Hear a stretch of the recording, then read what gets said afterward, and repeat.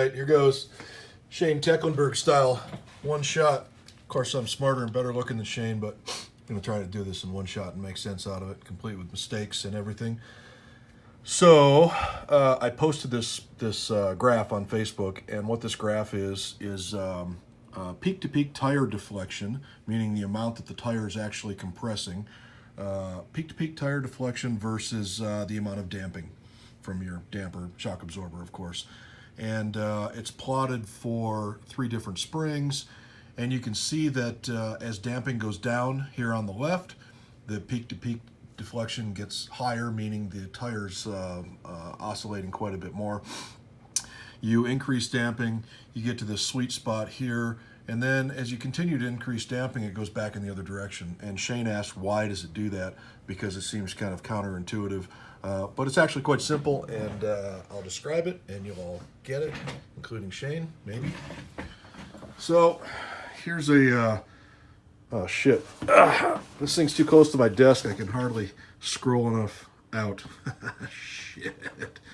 Okay, anyway, this is a car, basically one corner of your car. So what we have here is this big block represents the mass of the body. And the mass of the body sits on a spring and a damper, even though they're normally wrapped around one another in coilover form. And then we have another mass, which is the hub, the wheel and the tire, the brake rotor, the caliper, half the weight of the control arm, that type of thing. And then we have another spring down here, which is the tire itself, because the tire is in fact a spring, and there's no damper included here in the model, because the amount of damping that exists in a tire is almost nothing. And if you don't believe me, take a mounted wheel and tire and drop it from a fair height, and it'll bounce around all day long until it tips over your toolbox or something like that, because there's very little damping to damp the oscillations. So in this drawing here, I'm also simulating like a shaker rig. You guys have all seen a shaker rig, and this is the plate that the wheel and tire sits on. And these plates are connected to hydraulic actuators, and we can cycle them up and down and give them various inputs, like a sine wave if we want to check the response of the system at a certain frequency. Or in the case of drag racing, you could just do a step input like this, which is what I used in the simulation, which in this case the input's coming from the bottom, but you could just as easily apply a force from the top as if you had, let's say, a truck that you dropped a bunch of weight into. And so this is the model, more or less. And so the first thing to consider is that go back to your grandpa's old, 1972 Impala, and notice how that thing floats around. You can jump up and down on the car, the trunk lid, and let go, and the thing will just bounce for days, it seems like. Partly because cars were designed that way back then, and partly because the shocks are worn out. But in any case, one of the things you'll notice is that the movement is not all concentrated right here at the spring and damper. It's not just the body moving relative to the ground. You'll notice that the hub also moves relative to the ground, or the wheel center moves relative to the ground, because the tire itself is bouncing as well.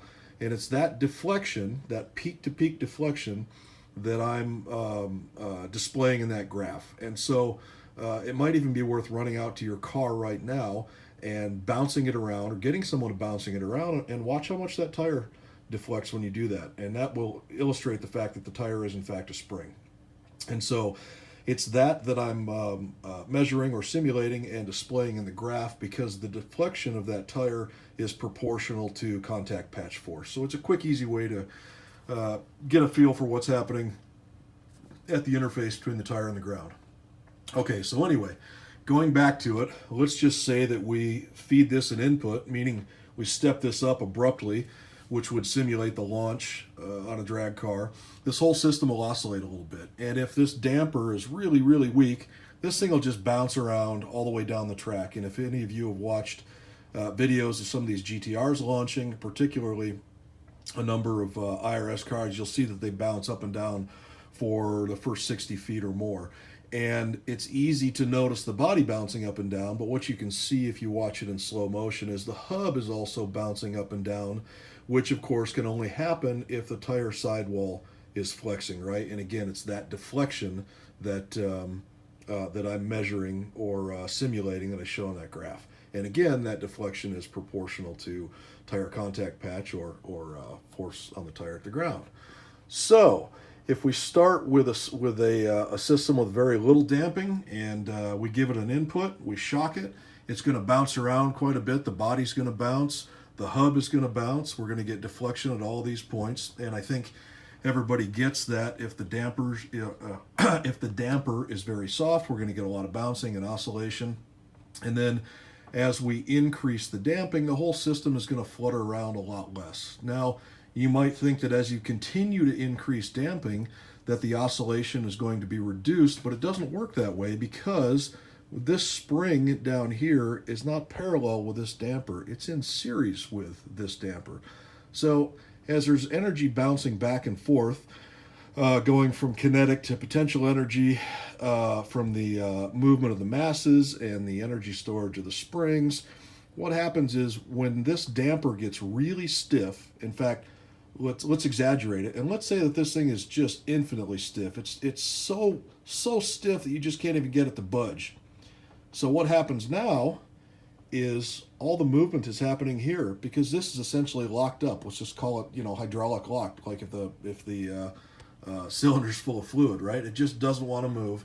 So everything's happening down here, and there's no damping here, right? The only damping that can occur in the system is if there's movement between the relative ends of the damper, right? So if there's no movement here, it all has to happen right here. And when it all happens here, there is no damping.